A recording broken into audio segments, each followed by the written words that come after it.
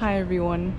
Apparently I was still blocking the camera lens all of these years of making videos, and I don't know the first thing about operating a camera.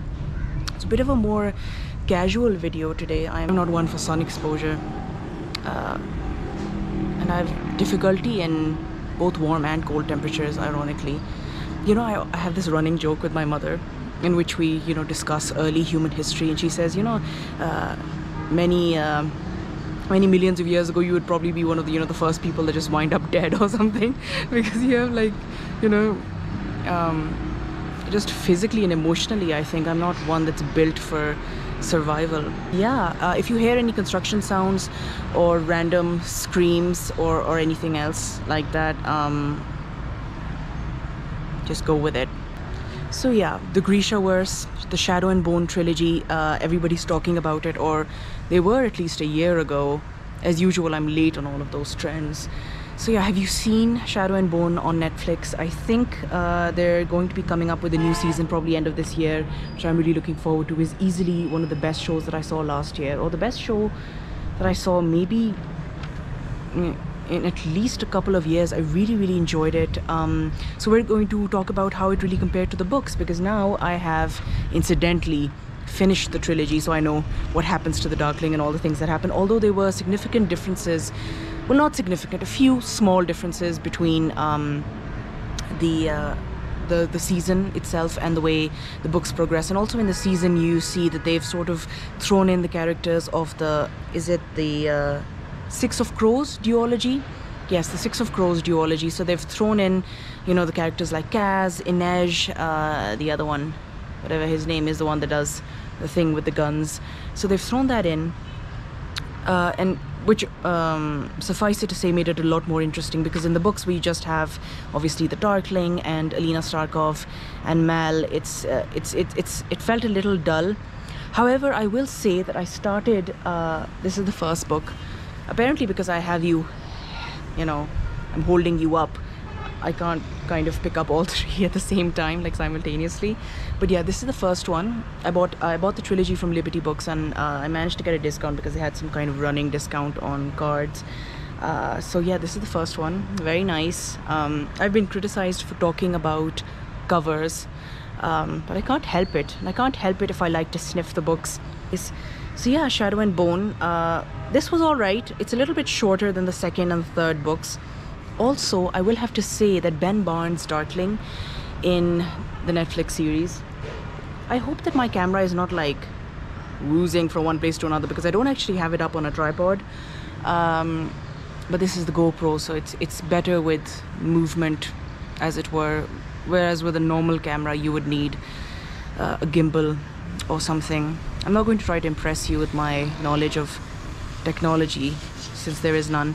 Anyway, so what I felt was, in Shadow and Bone, what I felt was that the Darkling is kind of, he's not sort of fleshed out as much. I think Ben Barnes kind of really perfected that balance of, vulnerable along with full-on psychotic, let's kill, hundreds of people. So he kind of really perfected that really well, and he seems to really believe his own stories. I didn't really feel that in the narrative, as it were. He kind of seemed very one-dimensional, and you kind of think that Alina Starkov, who's the protagonist, is actually the dumb one for not having figured out his motives. So in the book it is not as well done. I think Ben Barnes really just took that out of the park.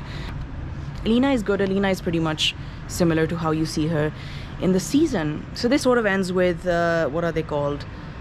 The Nishiova or whatever. They're kind of like Walcry, except they're not really.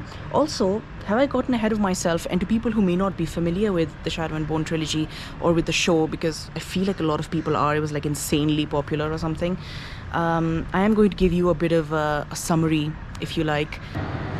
So this came about because I may actually have mentioned this. I'm now just walking around. I may just have mentioned this at some point, but I'm really not big into YA fiction. In fact, I wasn't even big into YA fiction when I actually did fall inside the YA age group, if you like.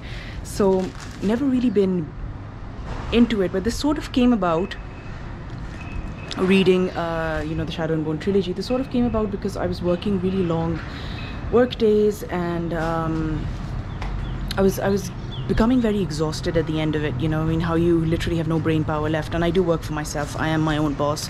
However, it is a lot less glamorous than you might think. Honestly, if I did work in an actual workplace, somebody else would be able to take on part of the workload, because it'd be like, you know, you delegate and everything.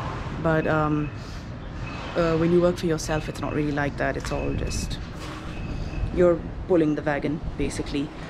It's getting really windy. Hold on. It came about because I was trying to find books which were interesting enough, because I'd really liked the show, but at the same time they would kind of relax me and I wouldn't have to think about them so much, because sometimes you just don't have any strength left for that. And I will say about this trilogy, if you're thinking about picking it up, regardless of what your age is, it really does, you flow through it very quickly and you don't really lose interest, which is I think quite a feat given my previous experiences with YA fiction. It's like you just keep going, you keep reading, and it's not that it's particularly deep, but you never lose interest. And Nikolai Lantsov, who's this prince type character in the second book, Siege and Storm, he's very interesting. He's very kind of, you know, he's a privateer, he's a prince, he's kind of very odd and eccentric and full of this really amazing brimming confidence, almost Johnny Bravo like, except he's kind of really smart and intellectual as well.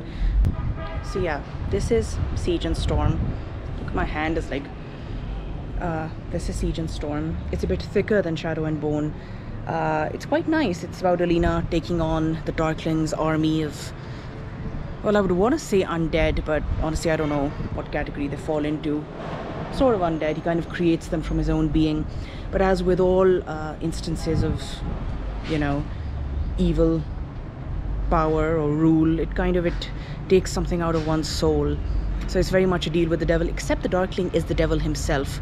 So it's like it's a deal with himself, but it is self-consuming in a way.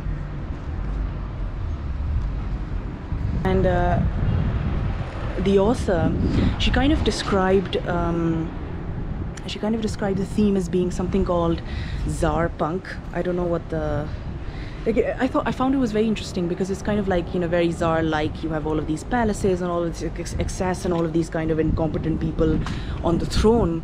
And there's like these, you know, there's shady political figures trying to gain control. So it's very much like that, but at the same time it's kind of stylish and glamorous and very teenage, young adult-ish, and kind of, you know, yeah, I suppose punk. Kind of like how you have cyberpunks and now you have Tsar punk.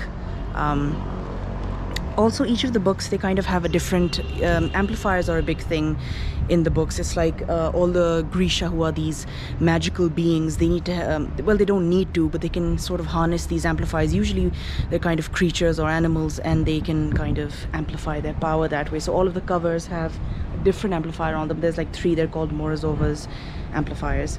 So you have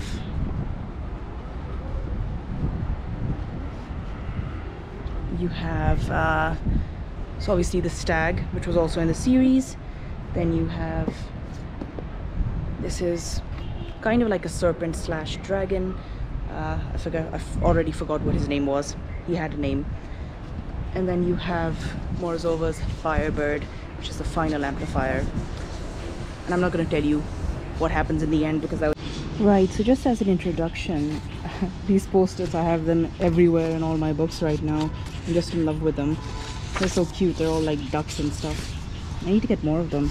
So yeah, this is you know, the Grisha. These are the sort of, they're kind of, well, you wouldn't say witches, but they're kind of magical. I mean, they look like regular people, but they have all of these different powers, and they make up the second army, as it were, because the first army is like regular people who apparently are useless. So yeah, Masters of the Small Science. You have the Corporarchy, the Order of the Living and the Dead, Heartrenders, Healers. Then you have Squallers, which control apparently the wind or something. Inferni, they make fire. Tide Makers for controlling the water. Durists and everything. So they're like different powers. And then let me show you the map. This apparently is the fictional Grishaverse, as it were. Anyway, so you have Ravka, which is, there's a true sea, which is like water, and the unsea, which is also known as the fold made by the Darkling. But apparently you don't find out that it was the Darkling that made the fold until much later. So I'm sorry if I spoiled that for you. And then you have these different kingdoms, Fjerda and also Alta is where the king lives, and the Shuhanner. Yeah, they're a separate mountainous bunch. So apparently all of these places are more or less at war with each other. There's extra material in these books as well, which I imagine if you were a teenager you would really love. Of course, I'm kind of like desensitized to that excitement, which is sad in its own way. You know, as I've gotten older, I have become, in fact, desensitized to a lot of things that used to make me like really, really very, very happy before. So yeah, if any of you have read the Shadow and Bone trilogy, of course it's not like some major literary work that I would get all dressed up and have the mic and everything, but I think that it has its own merits. It has its own value, really. And if you're somebody who's struggling with concentration, or you're feeling down or whatever, I think that something like this, a well-written YA fantasy kind of, you know, it might just do the trick. It might be just what you need, really. Also, I want to say,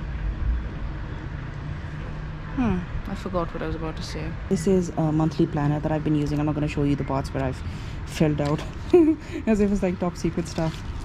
But it's really good because it has like, you know, different blocks for Monday, morning, afternoon, and evening, and then stuff like that. It has helped to reduce some of the stress, I think, because you can plan ahead and you can scribble in things. And I got it like really cheaply, like, I don't know, $90 or something on the Raz. Look at, you know, there's like YouTubers showing you, I don't know, mountain peaks and luxury hotels, and I'm like, look at this tree, the beauty and glory of this tree, which is a tree that my father planted. He's planted several others.